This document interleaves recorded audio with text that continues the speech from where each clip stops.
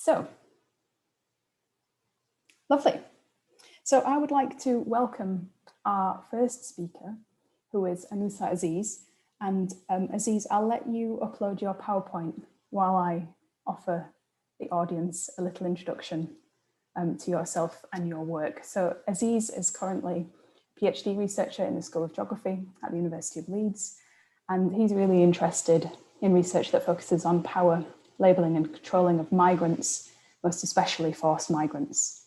So as he's going to give us a sense of today, his current PhD research, of which he's currently in Ghana on field work, and is kindly joining us from there to talk about this project, thinking through forced migrants and practices of control and movements across borders.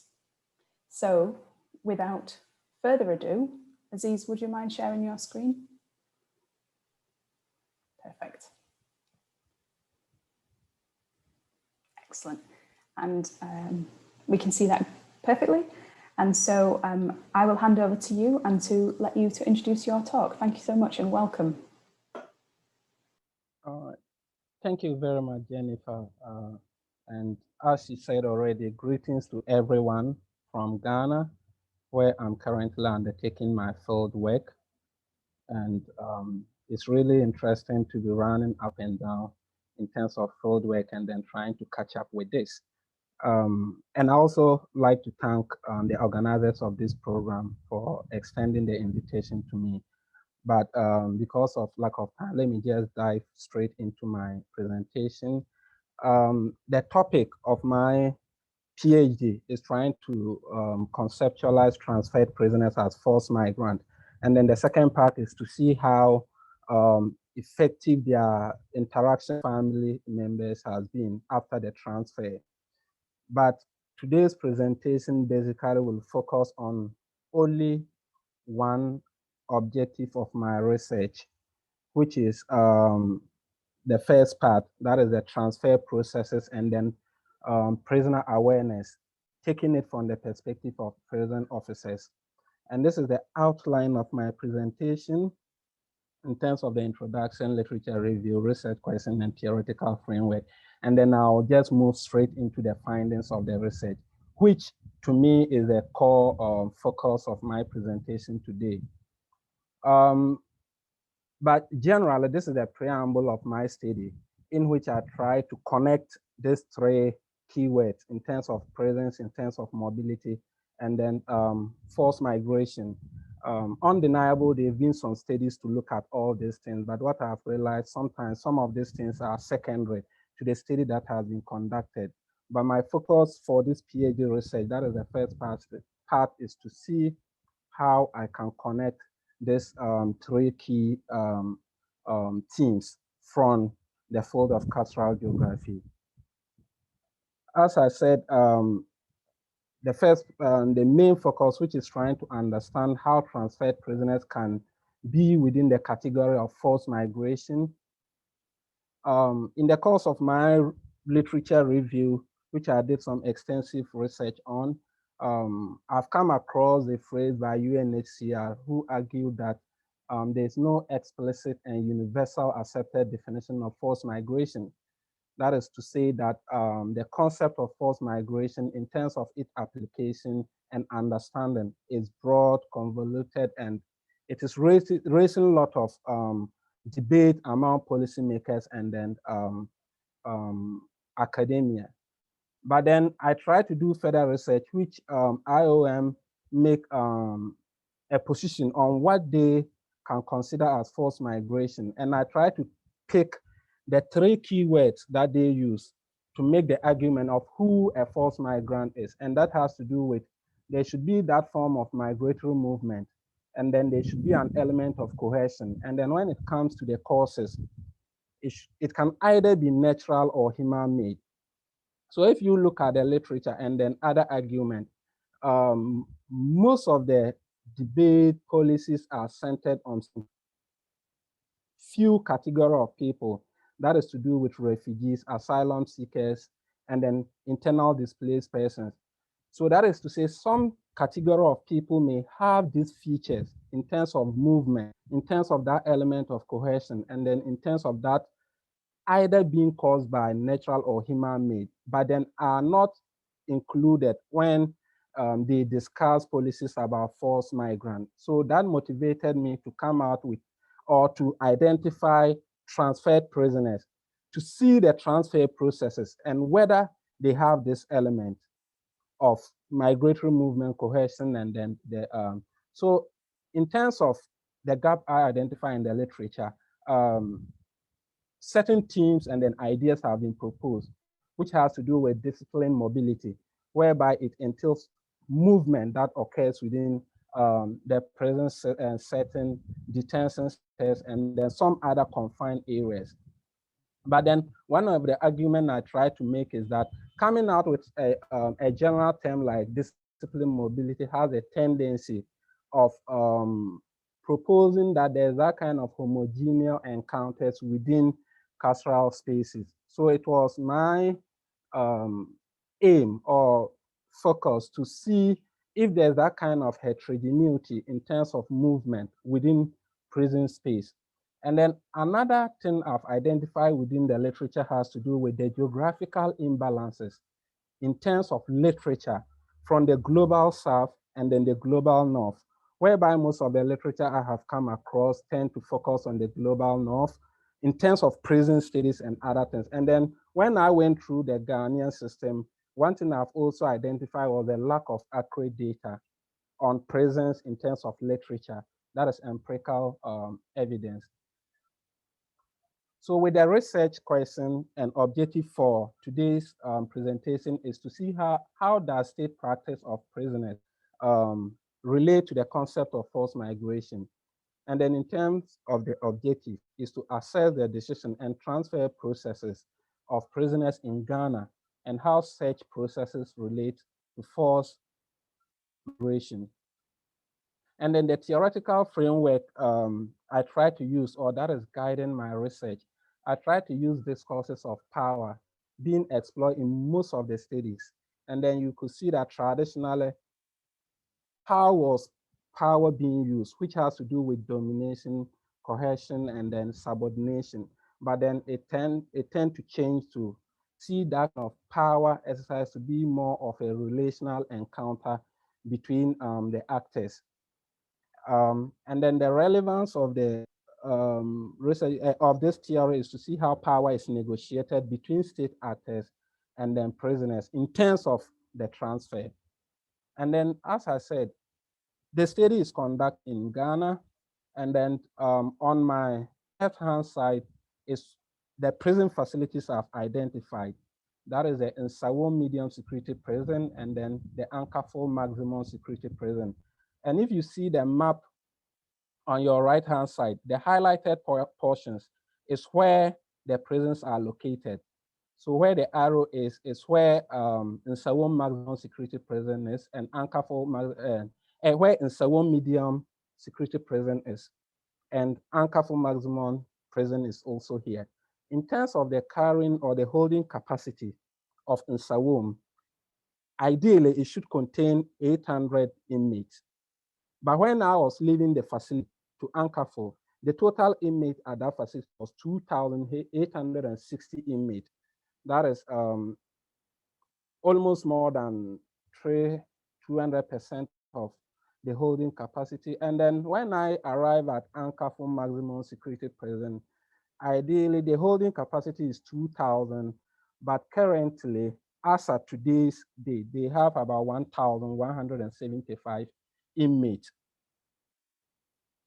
And then in terms of the background of people I have interviewed and want to use for this particular presentation is prison officers, and then some NGOs. And then although the focus is not on transferred prisoners, but the emerging themes from what I'm still doing is that certain views of prisoners plays a very significant role in understanding how transfers are done within our prison system.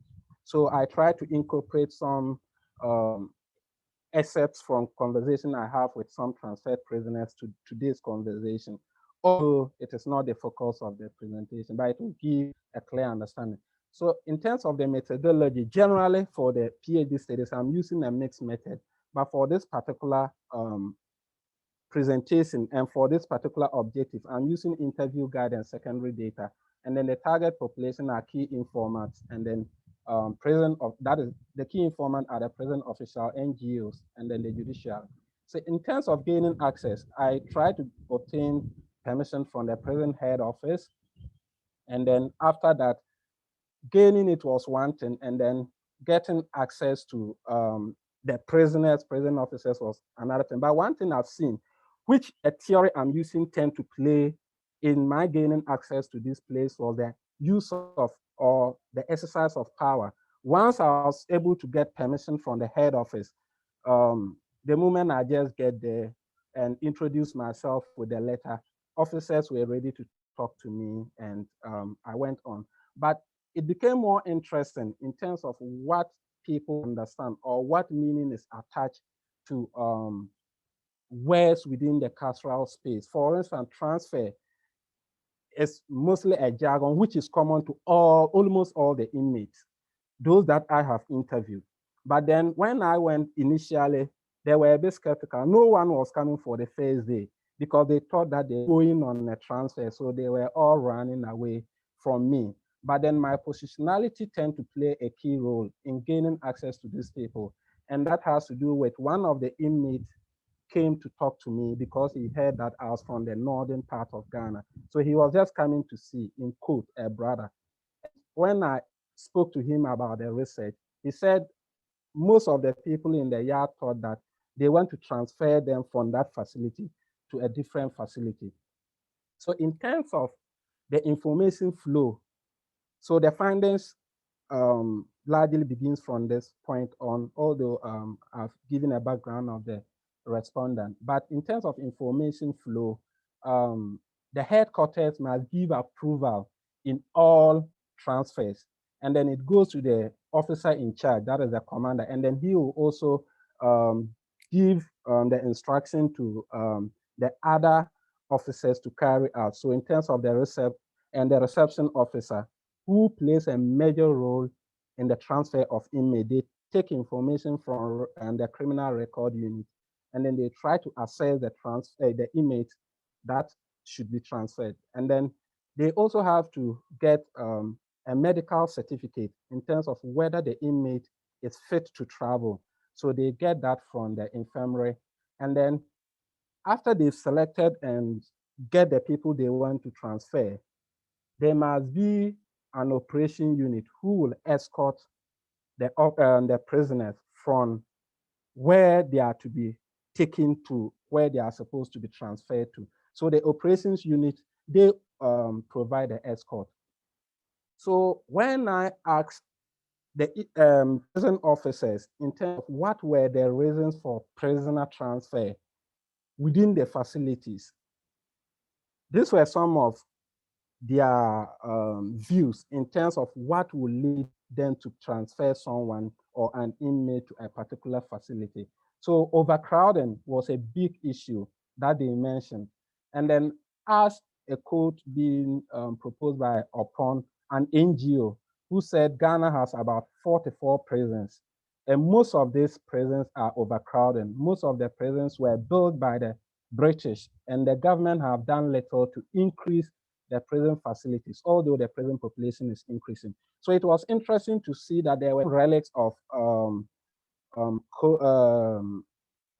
colonialism, should I say it, whereby some forts were used as prisons, but then they've closed some of these forts and they've transferred some of this inmate to a different facility. So that tend to reduce some of the prison facilities. And then this was a quote from an inmate, that is a transferred prisoner I interviewed at in Sewam. He said, they told us that our prison was full. We also saw that the prison was full. Even the tailoring shop was used as a sleeping place for some inmates. So that is to say, in some of the workspaces that the inmates are supposed to train, they were using them as workspaces for the inmate. And then another reason for transfer, according to the prison officers, was for security purposes. So with these security purposes, it tends to do with the behavior of the inmate. And then that say if the see that the behavior of the inmate is a threat to the security of that facility, they tend to transfer such a person. And then in terms of the classification, one thing I also realized was that there was that kind of improper, or should I say, there's no that correct classification of inmate. So for instance, a maximum security, which according to the officers will say they are supposed to contain maybe an inmate with 15 years and above. You tend to see this inmate with 40 years, 30 years in a local prison. So when they identify such a person, they tend to transfer them to a fortified one. So as the map shows, so anybody that is serving like 15 years, 20 years, 30 years in the northern part of Ghana, and he's supposed to be in a maximum or medium security prison, they have to transfer such a person. So you see that the location of the two prisons are all within the southern part, as this will You've show. got 5 minutes So this left, is the highlight. Aziz. So okay. So so if you have 40 years or 50 years and above, you have to be transferred all the way to the southern part.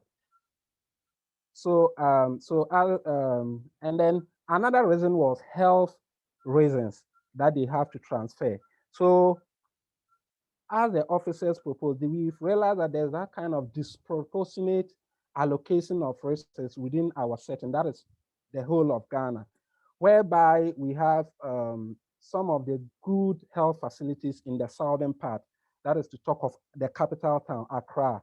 So if an inmate in another region or facility, the sickness there, that the whole region, the health facility there cannot take care of such a person, they transfer him to like a facility that was closer to this good with resources and medicine to attend to such a person. So another reason that they identified was the idea of court cases. If an inmate want to appeal his case, for instance, they can transfer such a person to a different facility for him to attend the court. So one interesting thing that came out of this was that initially an inmate can appeal his case at the facility he found or the region he found himself, but they realized that inmates were abusing the system. So they'll probably appeal a case in the northern part and they transfer them to the southern part, and they'll come there and want to appeal the case again. So they try to come out with an idea that wherever you commit the crime, you have to appeal your case there. So this tend to create that kind of transfer between inmates. And then with all this I have mentioned, I could identify a trend whereby there's this kind of binary phases of transfer, whereby you can see transfer as a temporal versus permanent transfer. So with the temporal transfer, it could be for health reason, it could be for court reason. But when it comes to the permanent transfer, for security reasons and then for overcrowding, so they are sent to the facility and they are not brought back. And then another thing I identify was transfer can be seen as a form of punishment and then a reward. So if as a reward, they'll send you to maybe an open camp prison whereby you have the chance to go out and work. And then from the farm owned by the prison, you can get food or some vegetable to come and support what the authority is giving you. And then as a punishment, there were some instances they'll transfer you to a facility whereby even to get a major road for your family to come and visit you becomes so hard. So they see it as a form of punishment. And then in terms of awareness, so I asked, are the prisoners informed about the transfer? Then the officer said, transfer are bound to happen at any time. Some transfer can be done without the knowledge of the inmate, even the officers. Transfer can be radical. So with radical, they said like they move them without their belongings. And then I went on further, and one of the officers also, the only time they transferred prisoners are informed or aware is when we knock on your door and ask you to pack your things. So when I asked them, are prisoners' views considered in deciding their transfer? This was a very interesting quote from one of the officers who said the reasons for imprisonment are not The reasons for imprisonment are to deter and deprive certain rights of inmates, and that include not considering their views. When there is that level of convenience, what is the essence of imprisonment? So this is an excerpt of interview I have with a transfer where you informed, he said, no, do you know the reason why you were transferred? No. Can you recount the day you were being transferred? He said, we were sleeping and the officers came to wake us up. This is a common theme in some of the interviews I'm having with the transferred prisoners. They said that day, Just 1 minute left. they were wearing masks and some of, okay. So in terms of awareness, so I try to see the officers, their awareness of international instrument in the treatment of prisoner transferred. And from the 11 interviews I did, 6 participants said yes, 5 participants said no.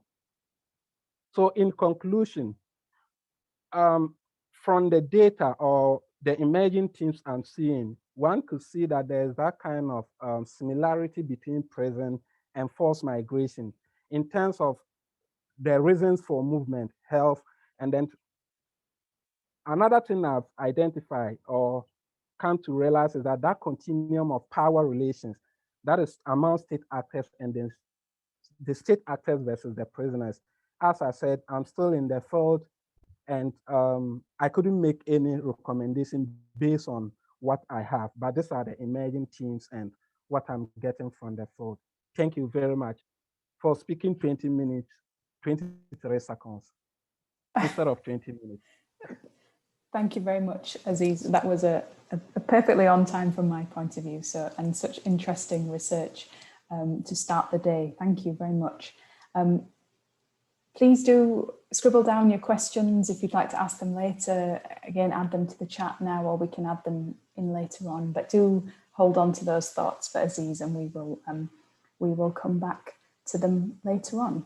I'm going to move on to our second speaker, and I am just doing the duty of sharing the slides. Just give me one moment. Hopefully we have those there. And I would like to introduce you to our second speaker, who is Jack Head, who is a master's researcher at Birkbeck, University of London.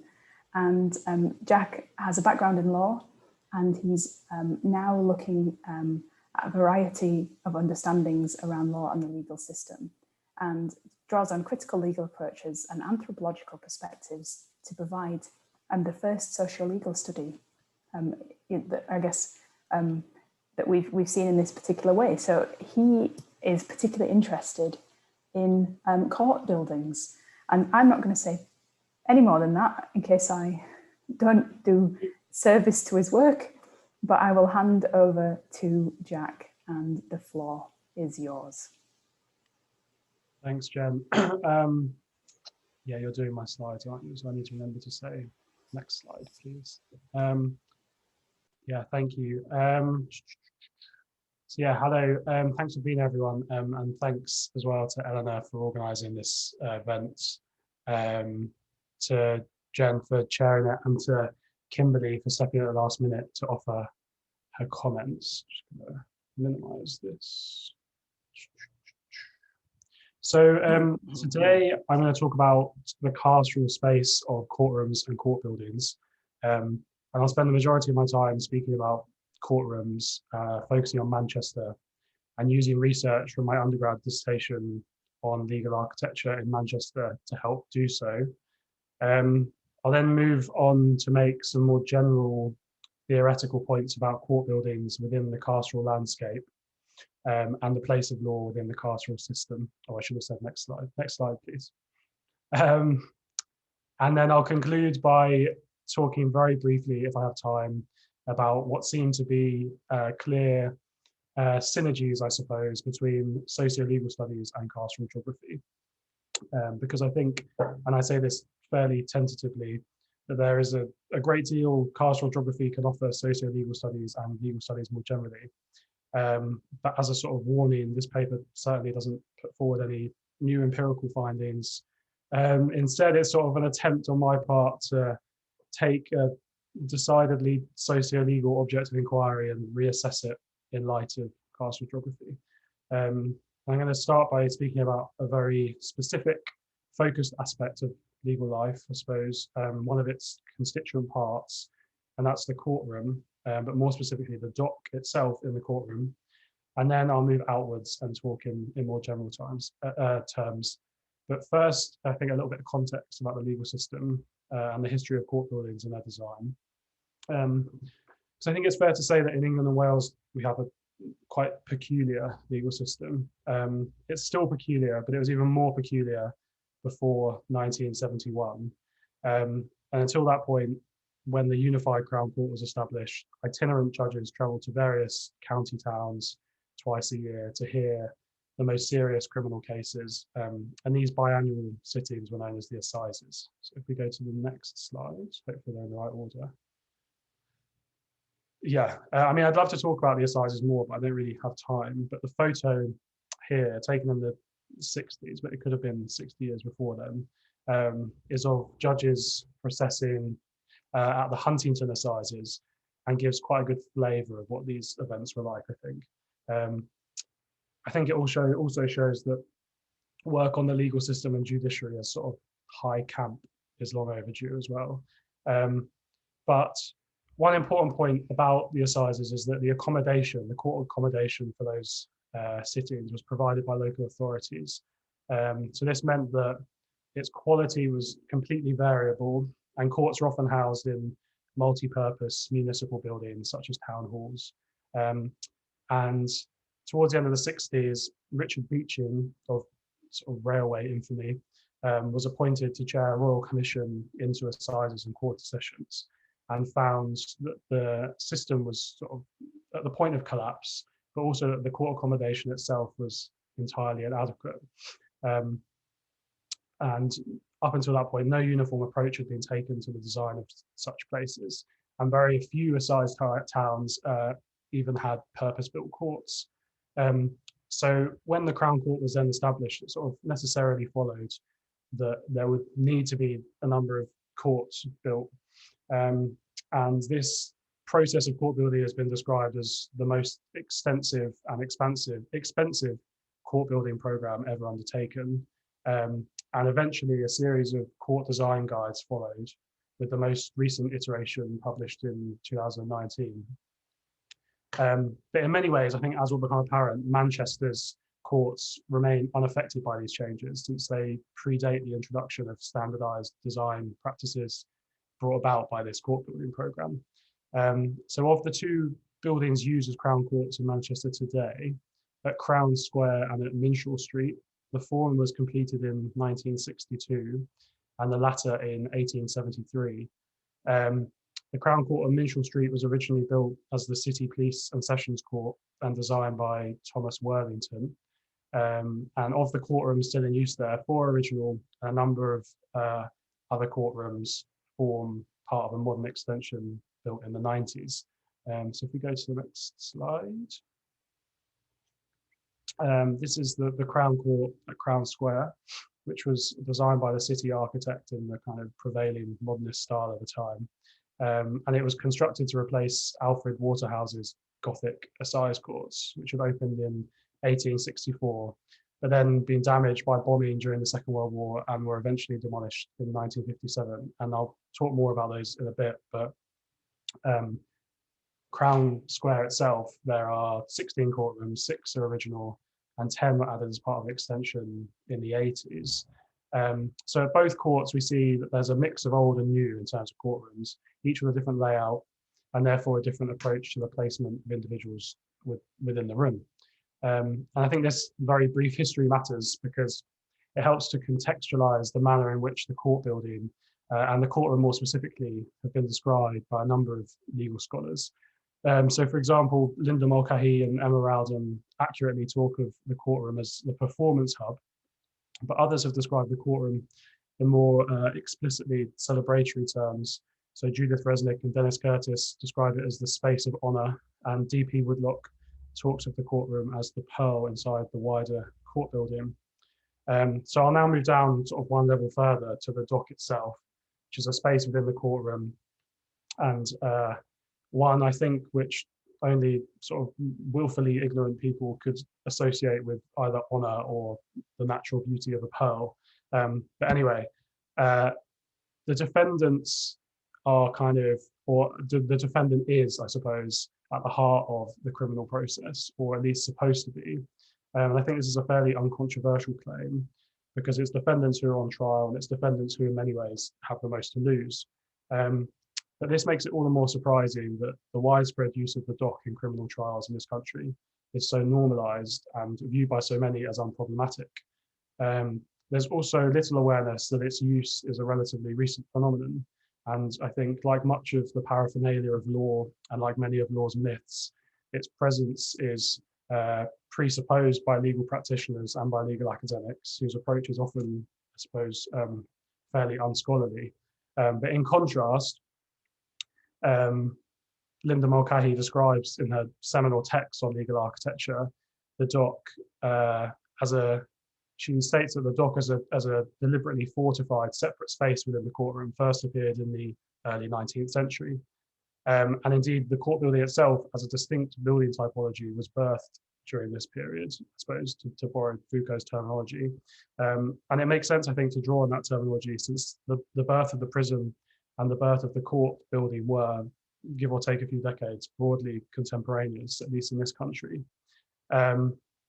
I suppose more recently, there's developed a kind of growing consensus that the continued use of the dock is incompatible with due process standards and represents something of an aberration when compared with other jurisdictions. But having said that, this consensus is largely limited to those working within academia and legal pressure groups. So I think it's possible to identify two ways in which the dock, as a form of carcerality, I suppose, gives rise to, or has the potential to give rise to, further carcerality. A legal scholar might conceptualize this in terms of the dock's impact on due process rights or access to justice. But moving away from those sort of rather functional instrumentalist concepts and towards the carceral as a way of framing our thinking about these issues is, I think, very useful. So firstly, the enclosure of defendants within the dock makes it difficult and sometimes impossible for them to hear what's going on. The physical fact of being enclosed and the use of materials like perspex to do this act as a sound barrier. This might seem like quite an obvious point, but the legal theorist James Parker reminds us that all legal thought and practice necessarily takes place in and in relation to sound.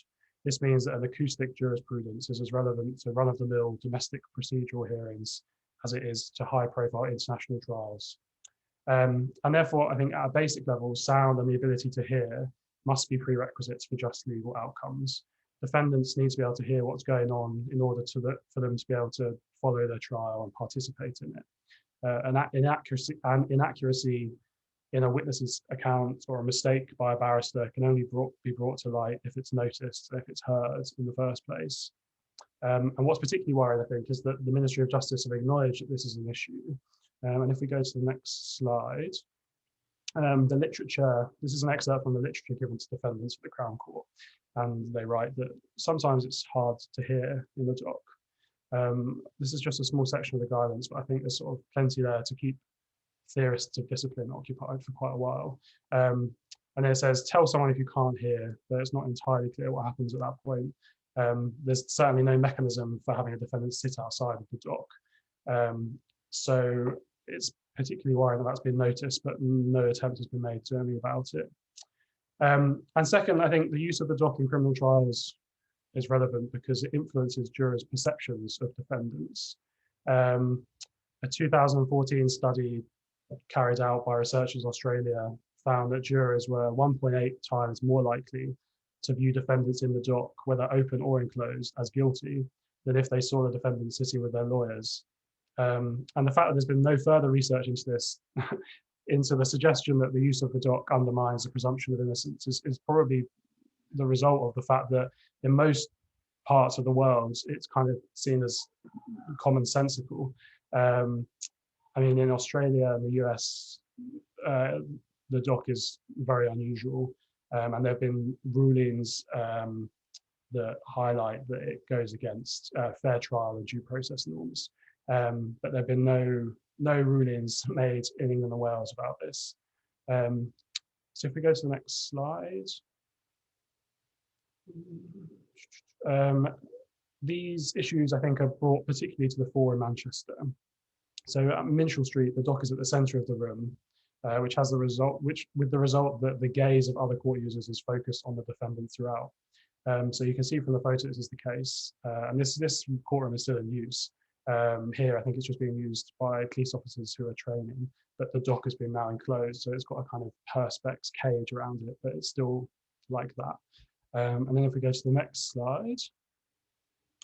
So here we've got a photo soon after completion of the docks, which you can see in the bottom right-hand corner at Crown Square, which were originally designed to be open, but have now more recently been enclosed, conforming to the process of securitization that some have described, and highlighting the view taken by many within the criminal justice system that defendants pose an extreme risk despite very little empirical evidence that this is the case.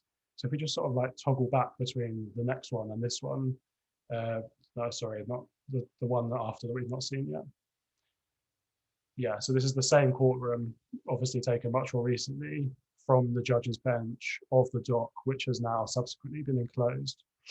And I think it's apparent that, you know, if you look at annual reports from Crown Court in Manchester, it shows that court officials there lobbied vociferously for the introduction of more secure docks, eventually getting what they wanted at both sites. And that this has occurred in the last 15 years, despite the supposed new rhetoric of democratic design principles, demonstrates the size of the challenge to be overcome, I think.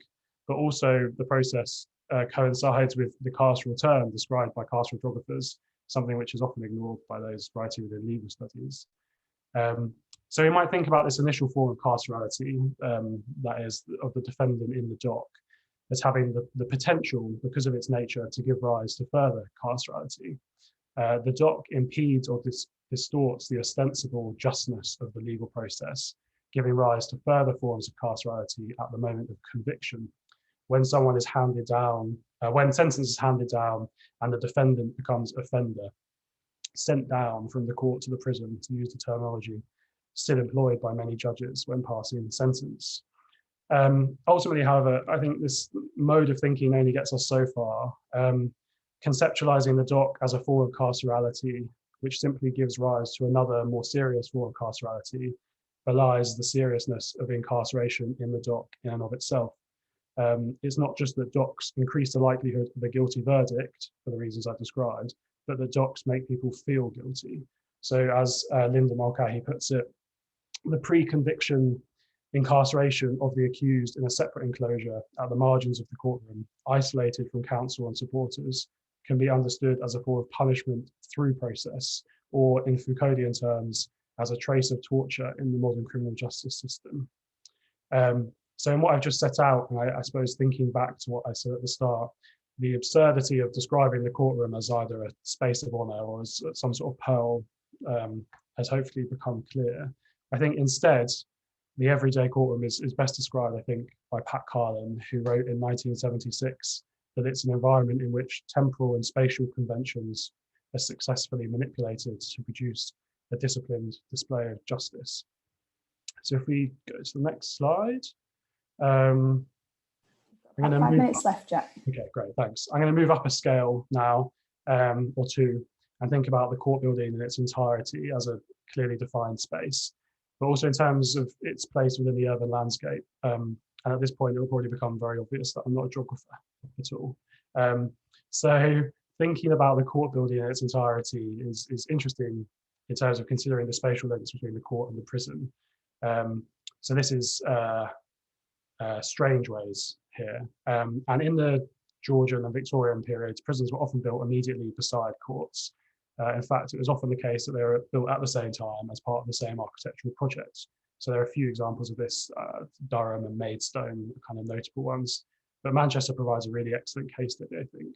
So Manchester Prison, more commonly known as Strangeways, and anyone who likes the Smiths will know that, was designed by the Victorian Gothic revivalist Alfred Waterhouse. And the Assize Court is next door, and the two buildings are part of the same architectural scheme. And if we go to the next slide, an aerial photograph taken in the 1930s before the court was bombed and demolished. You can see Strangeways in the centre there and the Assize Courts just above it and to the left. And as an aside, I think it seems obvious to me at this point that there's scope for collaboration between socio-legal scholars and carceral geographers in order to think more deeply about the connected architectures of the prison and the court. But thinking about the space left behind by Waterhouse's demolished Assize Court, I suppose a sort of spectre or shadow of legality in many ways, led me to consider the role of law, legality and the courts within carceral geography and within Foucault's account of the carceral in Discipline and Punish. And I'm just looking at the clock. I mean, I probably don't have enough time to talk about it, but very briefly, Jeff Shantz talks about the insights geographical approaches can bring to understanding incarceration. And I wonder whether in order to understand incarceration properly, we must also pay attention to that which always comes before it, the law. And I mean by this, first of all, that incarceration in the most obvious sense is always preceded by some sort of judicial act, but also that for the most part, the various carceral institutions described by Foucault, whether the charitable organization or the housing association, are both birthed by and then subsequently regulated by law. So finally then, and by way of conclusion, a little bit more, I suppose, about socio-legal studies. And I think there's a couple of fellow socio-legal people here today. Obviously, talking about finding space for carceral geography in socio-legal studies is incredibly loaded, and there's no reason why it couldn't be the other way around. And for those of you wondering what it is, Dawn Harris, who was director of the Oxford Centre for Socio-Legal Studies, described it in 1983 and said that some use the term broadly to cover the study of law in its social context, but I prefer to use it to refer to the study of law and legal institutions from the perspectives of the social sciences. And he made a particular point of stating that he meant all the social sciences and not just sociology. I think certainly we could go beyond that definition today, and most current theorists of the discipline probably would, but it provides a very useful starting point. And to take that point about methodology, it seems that there are groups of current carceral geographers and socio-legal scholars taking remarkably similar approaches in examining two distinct but necessarily overlapping architectural typologies, the court and the prison. And as I've hopefully shown, the distinction between those two typologies is, ontologically speaking, far less clear than we might think. There are prisons in courts and there are courts in prisons. There are also prisons and courts occupying the same sites in our cities and towns, connected symbolically, but also for reasons of supposed convenience.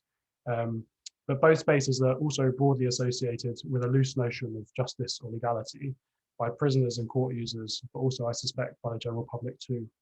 And as such, it seems obvious that carceral geographers and socio-legal scholars should work together, both in attempting to eradicate the carceral, by which I mean here abolition, and in setting out to radically improve the legal system.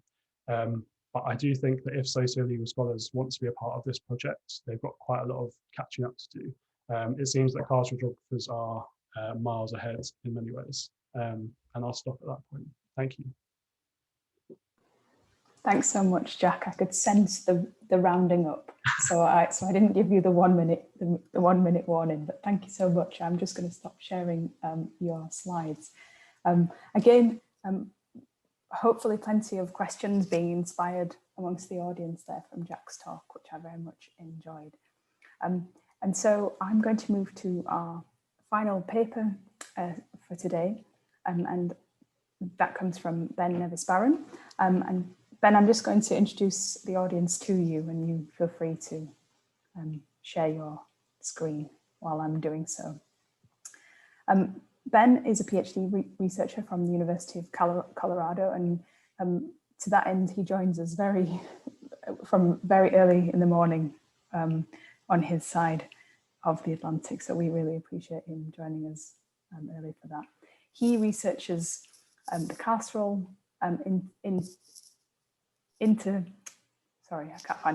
linked together with ideas of more than human and feminist geographies. He did his MPhil at Oxford University in Geography and the Environment, and that follows his undergraduate from Princeton in Comparative Literature with minors in Environmental Studies and Theatre. So a very diverse background, which I think is going to lend itself to what I can already tell is a really interesting presentation. So without further from me, Ben, the floor is yours. Welcome. Thank you so much. It's a real pleasure to be here with all of you. A great way to start the day. I'd like to start by saying thank you for this opportunity to present a prospectus of my dissertation research, which I hope to begin in earnest this fall. As it is a prospectus, I have a lot more questions than I have answers, and I'm afraid I don't have empirical work to share. But I'm very grateful for this chance to tease out some of my initial thinking for you all. So first, I'm going to give some context for the SWIFT program, the topic of my research, and then I will touch on 4 literatures that buttress my conceptual framing. I will close with a brief discussion of my research design and a few of my initial hypotheses. SWIFT stands for State Wildland Inmate Fire Team. Active since 2001, this is a Colorado-based program that trains and deploys incarcerated men as wildland firefighters. In Colorado, it is only men. Before the COVID-19 pandemic, 3 prisons deployed these teams, each of which is made up of about 25 participants, including 3 corrections officers. This program was largely, though not entirely, suspended in 2020 due to the pandemic, but it will resume before next summer, although only 2 of the 3 prisons will be deploying teams moving forward. Participants in the SWIFT program are within 3 years of parole. They have to be convicted for nonviolent offenses. They volunteer for the program, and they need to be recommended by a supervisor. For each day actively spent fighting a wildfire, they earn about $6. And they also are given 1 day off of their sentence. Similar programs exist in at least 10 US states, primarily concentrated in the Western US. Some of these programs also train and deploy women. And as wildfires become more frequent, more intense, and more destructive due to climate change and an expanding wildland-urban interface, or WUI, these programs, despite their structural differences, share one important common thread. They rely on incarcerated people to supply the state with a low-cost labor force to meet the demands of the growing threat of wildfire. My research builds on a small but growing literature on inmate fire teams, in particular the scholarship of sociologist Phil Goodman and anthropologist Lindsay Reza Feldman, who respectively study the social production of race and masculinity on fire teams in California and Arizona. I see ample opportunity to complement this existing work with sophisticated geographic understandings of space, place, embodiment, and agency. Ultimately, this is a study of radically different places, the prison, the camp, and the fire line. I'm interested in the felt experience of moving between and inhabiting these spaces. How does each participant's sense of self, both articulated and embodied, change through their involvement in this program? How do relationships and power dynamics, particularly with regard to race and masculinity, change both within groups of inmates and between inmates and corrections officers? And how do these changes influence a participant's experience of social reentry after his release, if at all? My goal in this is to keep both the interpersonal scale of relational interaction and identity shifts and the structural scale of mass incarceration and climate change within the analytical frame. Easier said than done, but that's my goal. A study of this type of program necessarily raises pressing and entangled issues. Incarceration with its attendant questions of race, class, gender, power, and political economy, climate change and the people who are disproportionately exposed to its material consequences, and human identity and relationality, which I tend to think of as the stories we tell to ourselves and to each other, and conditions under which those stories can shift. Here, I will parse these intersecting topics through 4 different literatures: on the carceral boundary, on racial capitalism, on feminist theories of space-time and attention to embodiment and narrative, as ways in to think about space-time. And finally, on more than human agency. These literatures are far from discrete from each other. I see them as fully in conversation, and several scholars appear across several of them. Together, they will inform my empirical inquiry, just as my research findings will lead me to dive more deeply into one or several of these literatures, or lead me in a new direction entirely. Crucial to our conceptualization of the carceral is our understanding of the carceral boundary, the limits of its reach.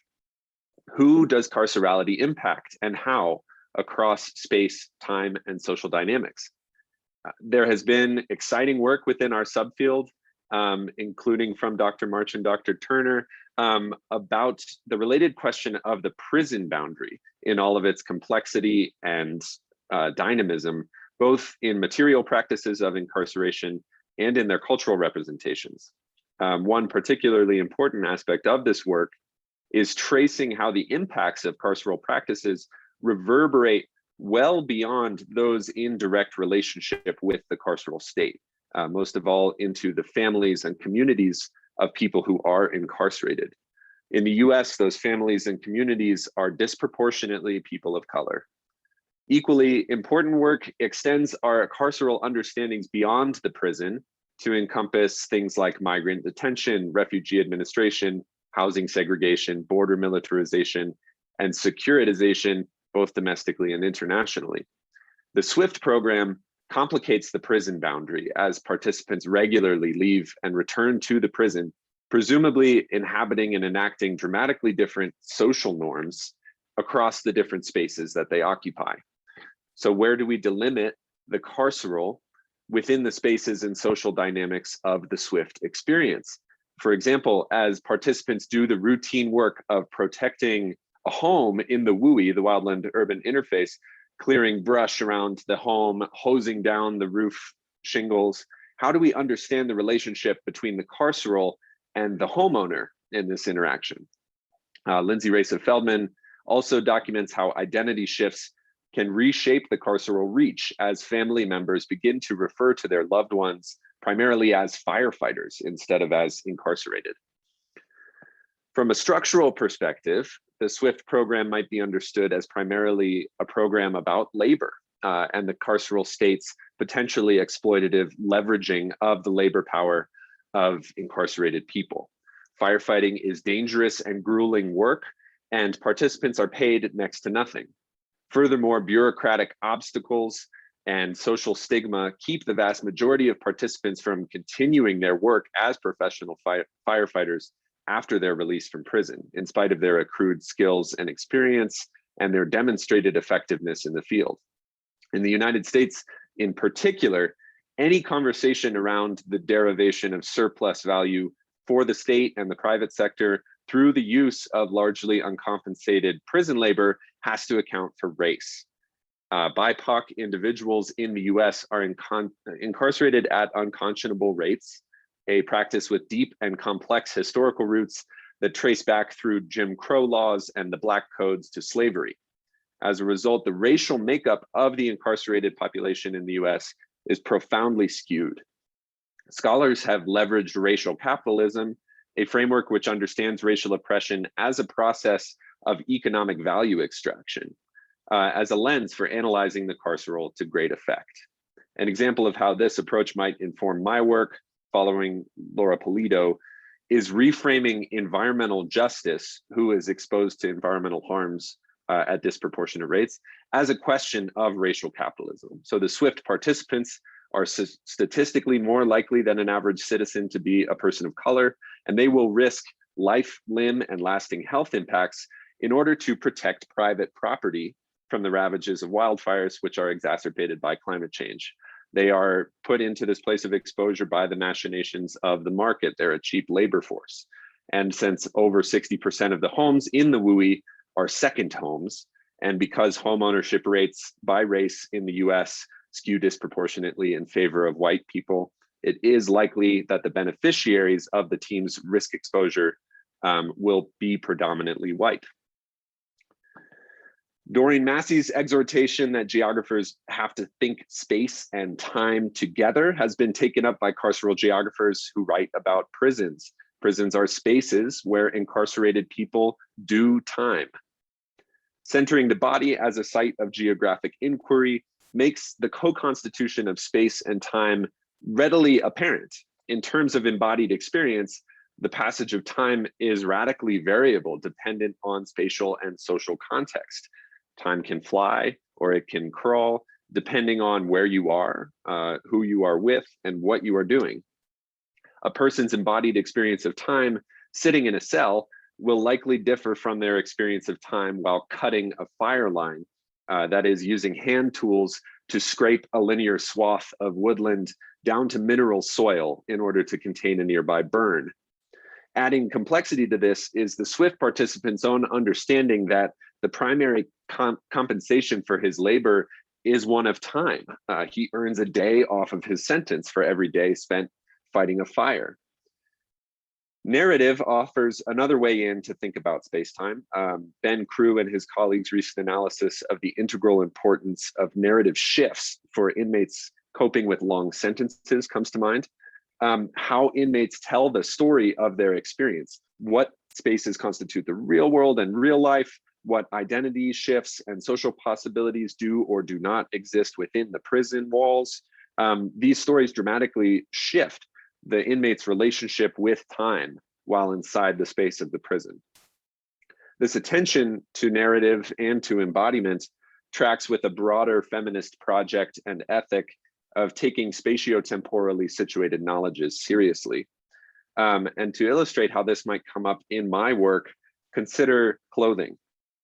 What happens when the fire team, which remember is comprised of both inmates and corrections officers, united in physical labor, dependent on each other for their safety, and wearing identical fire retardant Nomex outfits, returns to the prison, some to jumpsuits and cells, and others to uniforms and guard posts? How does this act of changing out of Nomex and into a prison jumpsuit feel in a participant's body? How would they tell the story of that moment? And does that experience influence their relationship to space and to time? Finally, more than human scholarship understands agency as something that arises between actors, entangling humans, non-humans, and materials in processes of non-oppositional co-becoming, to such an extent that these seemingly discrete categories, human, non-human, material, reveal themselves as profoundly imbricated. Karen Barad calls this co-becoming intra-action. Actors are constituted within and through the agentic encounter, such that actors leave the encounter different than they entered it, and you might argue do not pre-exist the encounter.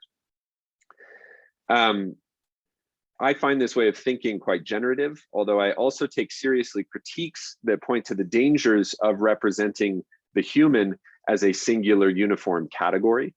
Such a move flattens and obscures uneven power dynamics that regularly render some people, including incarcerated people, as less than human. There have been some initial academic more than human engagements with the carceral apparatus. For example, Juanita Sundberg's work on how desert climates and endangered cats complicate and disrupt border practices in the US-Mexico boundary lands. However, I see plentiful room for further work bringing more than human modes of analysis into studies of the carceral. In my research, this primarily manifests as an analytical consideration of the wildfire as a social actor in relationship with the SWIFT participants. In some ways, wildfire is a quintessential example of the more than human. It is a complex assemblage, on the one hand, of material factors, atmospheric stability, wind speed and direction, relative humidity, air temperature, fuel type and availability, topography, and on the other hand, human factors, practices of fire suppression, mitigation, and management, as well as anthropogenic climate change, which continues to push many of the environmental factors I just listed toward more extreme conditions. Much of our language for describing fire is already agentic, the clearest example being the phrase fire behavior. The pragmatics of intra-acting with such a powerful, fickle, and destructive force presumably changes the firefighters who come into interaction with the wildfire. I'm particularly interested in how these changes might manifest in the social construction of race, gender, and power. Phil Goodman documents how strict racial segregation practices that are maintained in the fire camps disintegrate completely on the fire line in the face of the clear and pressing threat of the fire. Lindsay Racer-Feldman similarly documents how fire team participants expand their understanding of masculinity to include open expressions of fear and tender acts of care, both of which serve pragmatic purpose on the fire line. Understanding the fire as an agentic actor participating in these social shifts could deepen these analyses, calling attention to how race and gender could always be constructed and produced otherwise. We've got about 5 minutes left. Thank you. To the extent that I'm able, I intend to employ an ethnographic methodology over 2 years of research. This is, in the light of the pandemic, I'm also well aware that flexibility is part of the academic toolkit, and I'm ready to iterate as necessary. But I have completed training and certification as a wildland firefighter. And my hope is to conduct participant observation, camping with, and serving alongside the fire team. I plan to complement this with methods that are designed to tease out the embodied experiences and stories of self of SWIFT participants.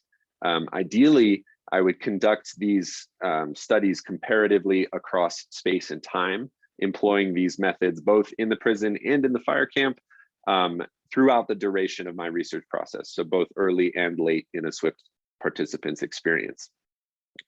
I would be happy to answer any questions about any of these methods that are less familiar, like body mapping or memory walks during the Q&A if that's of interest. But in the interest of time, I'm going to press on. My intention is to let my analysis arise through my empirical work, which could lead me in unexpected directions. For example, focusing more on the identity shifts and experiences of corrections officers than on incarcerated participants. With those limitations being front of mind, I'll close by sharing a few of my initial hypotheses. My expectation is that being involved in the SWIFT program will result in profound shifts in how participants relate to themselves and to others. They likely will have internalized an identity shaped by the fact that society has chosen to incarcerate them, whether they think that incarceration was deserved or not. As they gain new strength, new skills, new purpose through involvement in the fire program, I expect that those identities would change. And based on previous work, I wouldn't be surprised if those changes were largely positive. At the same time, I do expect to find evidence of political economic exploitation. And further, I hypothesize that participants themselves will be fully aware of the complex contradiction between their simultaneous empowerment and exploitation on the fire team. This would be consistent with previous findings. I predict that established social dynamics around race and gender that pre-exist participation on the team will change through the SWIFT experience, perhaps slightly, perhaps significantly. And finally, I do expect that the program will influence participants' experience of social reintegration after their release from prison, although perhaps in unexpected ways. For example, developing some resentment around the fact that they have gained this skill set and demonstrated their competency and still encounter obstacles to working professionally as firefighters, although a recent law passed by the Colorado State Legislature 2 months ago is hoping to ease that path. Of course, any and all of these hypotheses could be directly contradicted by my research, and that would be a welcome development. So I'll close by saying thank you to Dr. March, Dr. Turner, and Dr. Peters for this time. And I look forward to any questions, challenges, or guidance that any of you may have either today, or please feel free to email me directly at ben.barron@colorado.edu. Thank you. Thank you so much, Ben, and also for the timeliness. It always makes my job perfectly easy. You have, of course, set yourself up nicely for a sequel to this talk, and we hope that you'll come back and join the carceral geography working group in some capacity and tell us a bit more about what you found out. We will take a very short comfort break about